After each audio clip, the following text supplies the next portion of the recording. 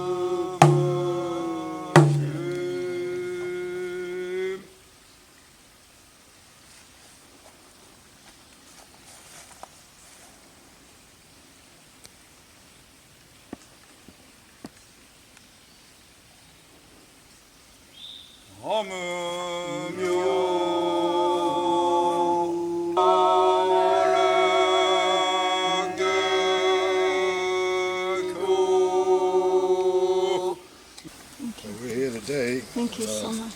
In honor of Nippazan Maya Hoji, New England Peace Pagoda has come to pay tribute to true patriot of our tribe. This is ninth generation great-grandfather, King Philip, or Pope Metacom, as we would call him, Metacom, who died trying to preserve his people's way of life. Yes.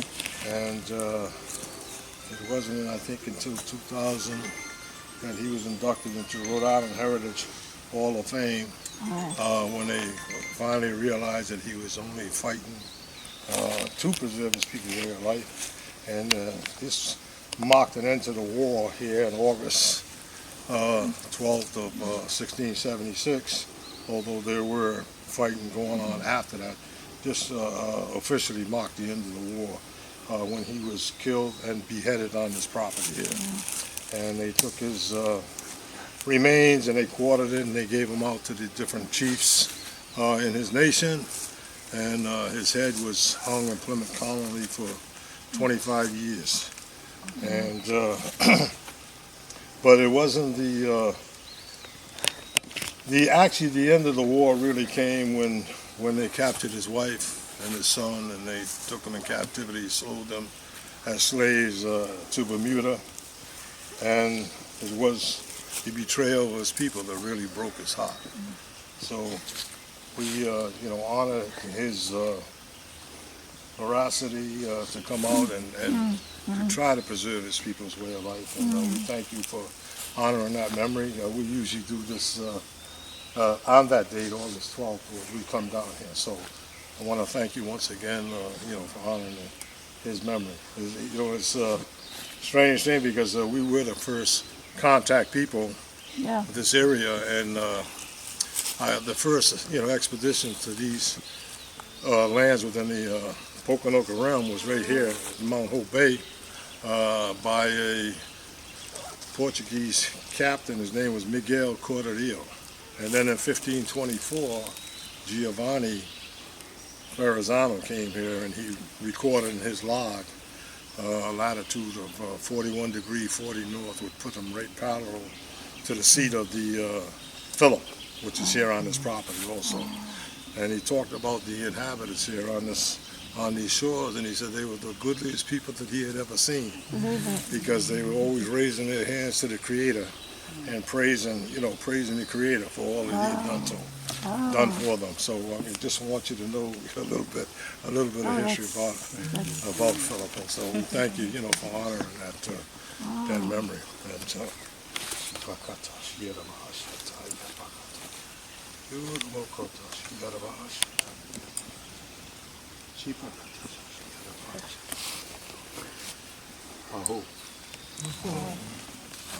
Thank you. So I want to thank you for coming.